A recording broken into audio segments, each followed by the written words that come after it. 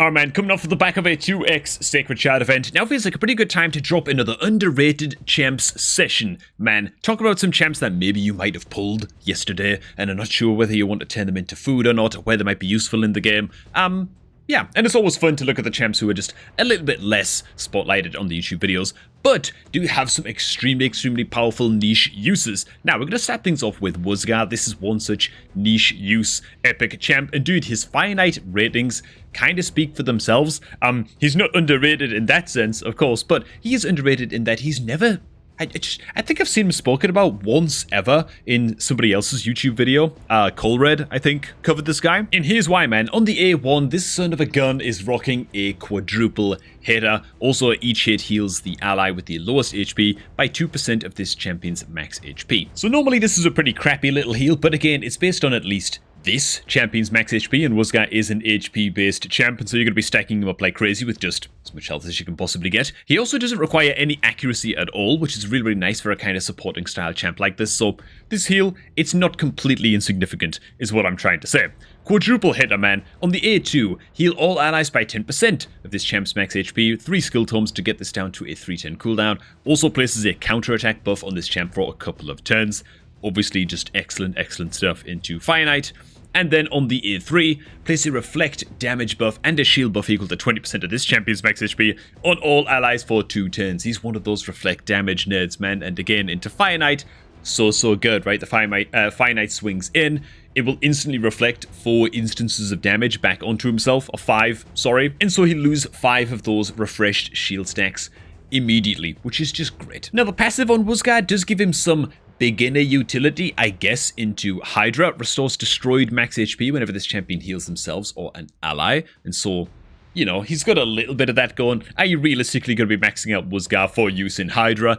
I mean, probably not, right? The guy's a Fire Knight specialist, and what's cool about him is that, honestly, he's so good at shield break, reflect damage, counterattacks, quadruple hitter, that this guy is good enough to scale up into hard Fire Knight as well. He doesn't have any freezes, of course, and so freeze champions that are multi-hitters, you know, Neldor, for example, is obviously going to be a much better option than this guy, but he brings enough that if you are struggling in Fire Knight and you pull yourself a Wuzgar, dude, just max him out. You probably won't regret it, you know? And hell, he brings so much extra survivability to your team in the form of shields and heals and more heals, that you'll probably be using him in a lot of epic secret rooms anyway. He'll probably find some use for you in your Ogre faction wars as well. And yeah, when it comes to gearing this guy up, you can even slam him in a retaliation set to get even more counterattacks from this A1. That's of course specifically for Fire Knight use. You can also slam him in a relentless set, which is just going to be good everywhere. Of course, if you're going to get decent speeds and health percentages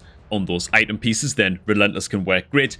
Otherwise, just like immortal pieces and stuff like that, just keep him alive and just get him as much health as possible. That's all that really matters, right? Because that's how all of his skills are going to be scaling. Next up, as ever, make sure to go ahead and share code GameLeap amongst your clanmates, man, if you've used it yourself already. Promo code GameLeap is going to get you 100,000 silver, 10 free experience brews, and a free energy refill. So hell, you might as well use it, and it helps to support the channel, man. So thanks for that, boys. I should also mention as well that if the code comes up and says that the code is invalid, that just means that you've already used it. It's definitely active. I gotta stop bringing this up in the videos, though. I feel like a bit of a broken record, man. Alright, next up we've got good old Giscard the Sigiled. God, I nearly called him Sigiled, man, which I've done in a few videos before, man. Giscard the Sigiled. God damn it. And this guy just brings everything. This is one of those epics where if you pull him super late in the game, you're probably going to struggle to find good uses for him. But if you pull him in like the first 4 or 5 months of your account, he's kind of an auto 60 because he's sort of just like above average everywhere. He's kind of like similar to a Hitatsu in that sense, except he's also a provoker, right? So he brings that extra value, man. Quick kit breakdown. He brings decreased attack on the A1 at honestly a very high proc chance, right? A 75% chance buck to placing strong decreased attack is really no joke on an A1 for an epic. Very good indeed. On the A2, it's an attack all enemies with a 75% chance bucked on a 3-turn cooldown of placing provoke for 1 turn. Also, shield buff on this champ equal to 25% of his max HP for a couple turns, so gets the provoke up, shields himself up. I'm going to jump ahead to the passive, because the passive fill this champion's turn meter by 15% whenever they are attacked by an enemy under provoke. So dude, his 10 meter fill gets crazy as hell in wave content, even things like Spider and stuff, if you want to use him to just kind of to just distract the spiderlings, you know? And then to top it all off on the A3, this is why he's just kind of good everywhere on an early game account. Place strong increased defense and strong increased attack on all allies for 2 turns on a 3-turn cooldown, meaning basically 100% uptime. Dude, this kind of champ is a dream to have in the first 6 months of your account. And honestly, even then, faction wars, secret rooms, whatever, you're gonna find use for good old Gizzy on your account for a hell of a long time to come. And God, I mean, if you're early game and you need a provoker as well for Magma, he's going to give you that as well. It's not a 100% chance to apply the provoke. In fact, I've even heard of some people running like 4 pieces of provoke artifacts on Giscard, right? Giving him that provoke set and then like a perception set because he needs accuracy as well, of course. But actually running the provoke set on Giscard just to try and keep up the provokes as much as humanly possible to continue cashing in on the passive.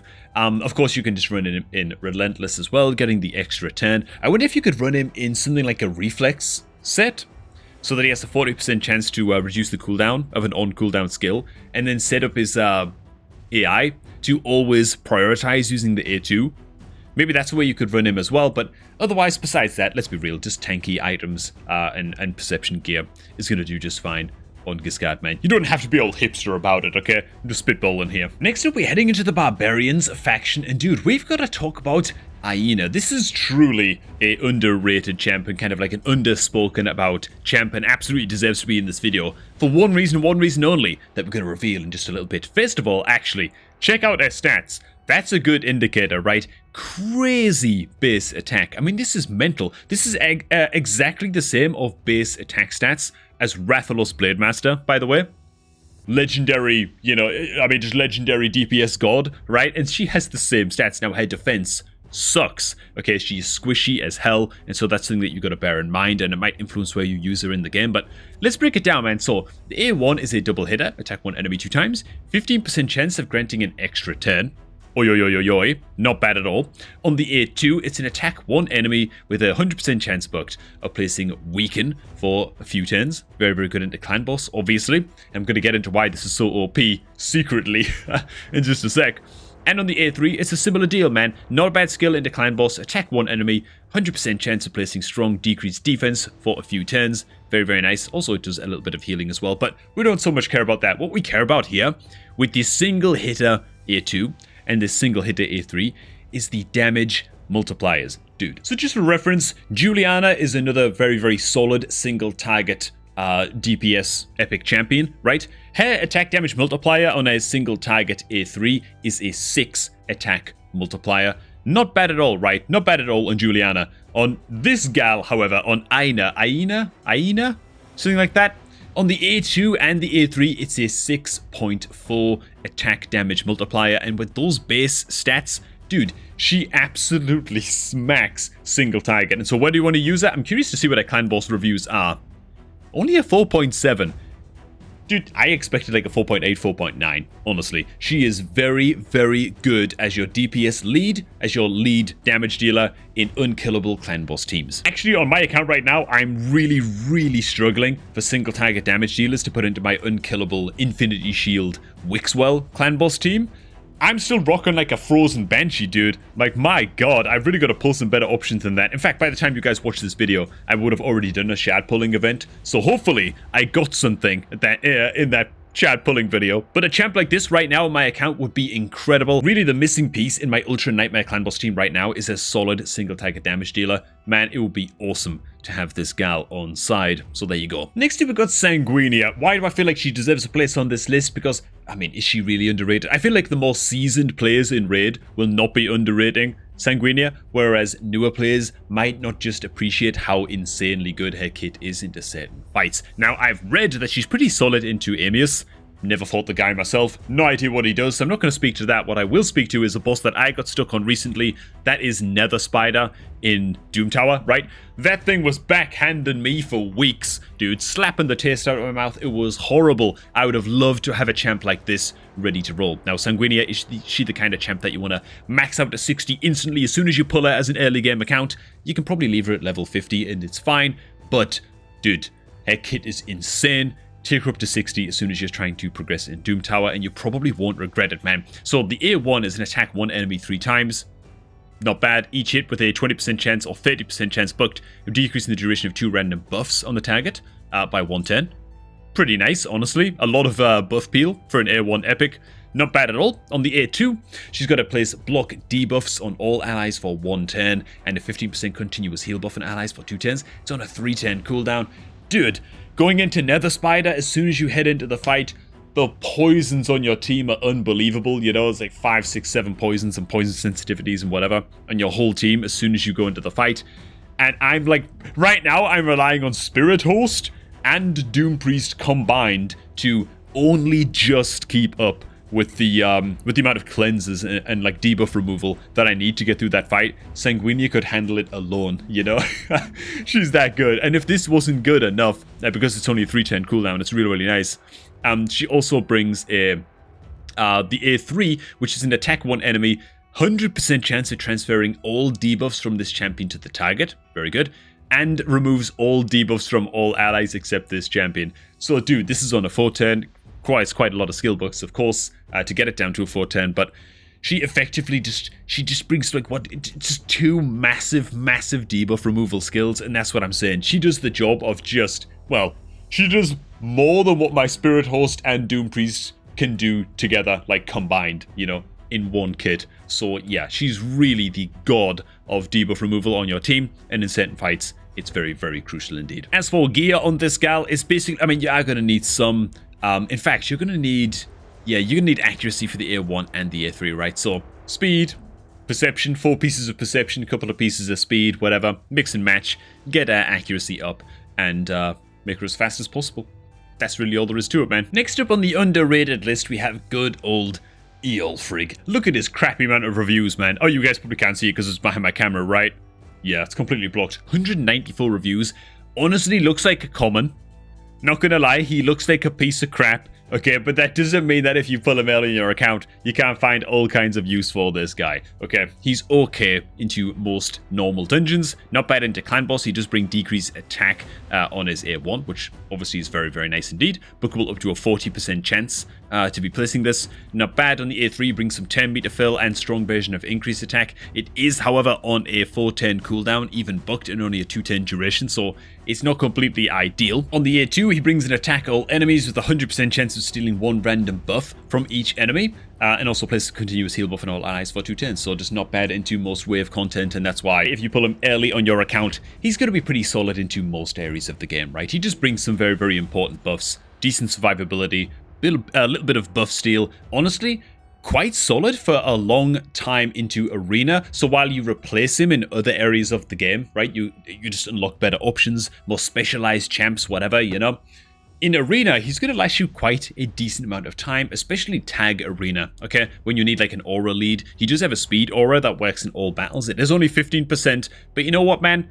15%, then he launches in with a 10 meter fill and an increased attack. These are 2 very, very important things to be bringing into a lot of your early arena comps, and so there you do go. And if he gets to attack in again, he at least has an attack all enemies and a chance to steal some of their buffs, right? So he's pretty solid into arena and will last you a decent amount of time there. That said, he's obviously one of those champs that if you pull him quite late on, are you really giving that much of a crap about Eolfrig?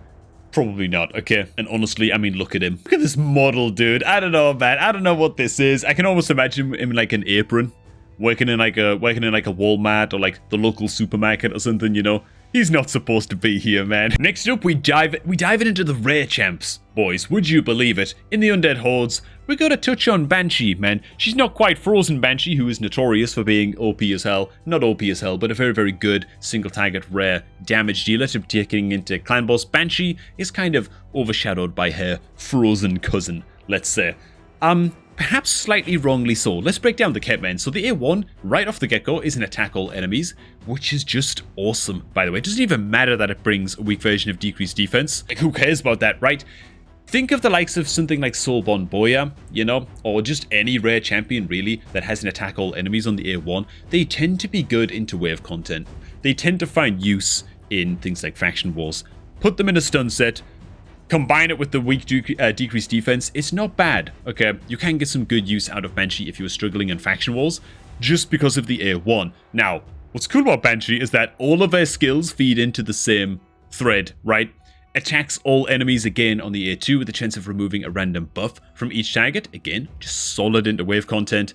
And on the A3, attacks 2 times at random each attack, having a chance of placing a block active skills debuff for 1 turn. So again, not bad into wave content that you're struggling to kill off quickly, where your teams are not optimal, right? Into things like faction wars and stuff like that, where you just kind of force the enemies that you're up against to be using their A1s, right? What the hell's their faction war score?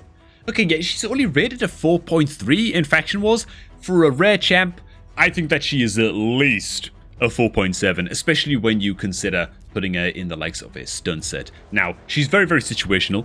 Will you be taking up to 60? Probably not, right? I don't think that is quite necessary. But a 4.3 for me is definitely underrated. Now, you might not need her. You might eventually pull into just better options before you're ready to really push into undead faction wars and you have plenty of AoE control and debuffs and all of that kind of stuff, and you just don't need the Banshee. But if you get to that stage of the game where you feel like your undead faction wars are really lagging behind, she might be one worth taking up to 50. Smacking in a stun set, and what could possibly go wrong, you know? And finally, we've got a champ that even I'm not sure about, but I made a note of this champ. Some people really swear by it, and I'd love to hear what you guys think of good old Golden Reaper. How long has she been in the game? Is she a newer champ? I'm not even sure, man. Some people really, really like Golden Reaper, particularly in Arena. Am I completely sold? I don't know, man. Let's break down the kit and see what you guys think. The A1 attacks 1 enemy with a chance of decreasing the cooldown of a random ally skill by 1 turn. I mean, it's fine, you know. The A2 attacks all enemies, has a 75% chance of placing a decreased attack debuff for a couple of turns. So very like Hatatsu-esque, I guess, on this A2. Also decreases the turn meter of each tanker by 20% if they are not under a decreased attack debuff. I mean, alright, very fair. It's solid, you know. It's also it's kind of stuck on a 410 cooldown, which also kind of sucks. I mean, it doesn't matter quite as much in Arena, I guess, but there you go. And on the A3, place an increased speed buff on all allies for 2 turns and boost their turn meter by 20%. Bookable down to a 310 cooldown. Okay, I mean, I have no problem with this skill at all. It's very, very like Haikatoon-esque, you know. I suppose my problem with Golden Reaper is I kind of feel like for a Void Epic, do I just expect a little bit more? Am I a little bit sad that this is a 410 cooldown on the A3? Like, why is it only a 75% chance to place the strong version of decreased attack? You know? Shouldn't this be 75% at baseline and then bookable up to 100% for a Void Epic? She just a little bit power crept. I don't know when Golden Reaper was released. I kind of get the sense, I imagine, that Golden Reaper is maybe a little bit of a older Void Epic and has been power crept just a little bit. But hey, man, maybe she deserves a place in this video because I'm the one underrating her. You know what I'm saying? So maybe she is an underrated champ. What do you guys think of the Golden Reaper, man? Would you max her up if you were to pull her, say, in the first 6 months of your account? Or after the fact? Let me know down below, man. I mean, hell, Hades has her at a 3.5 stars. Pretty decent in the most normal content. Maybe I am underrating the Golden Reaper just a little bit, man. Either which way, you're gonna gear her up. Speed, perception. Yeah, you can't go much wrong. Alright guys, that's going to do it for this one. If you are looking to kickstart a new Raid Shadow Legends account, do so by clicking on my promo link down below at the top of the video description, man. Doing so will kickstart your new account with a free epic champion and a whole bunch of starting rewards, dude. It's going to be awesome. Also, it helps to support me too, so there you do go, man. If you're looking to start off a new free-to-play adventure or something like that, then that's the way to do it. Thanks again, guys. Enjoy the rest of your night, and I'm going to catch all of y'all just a tad bit later, man.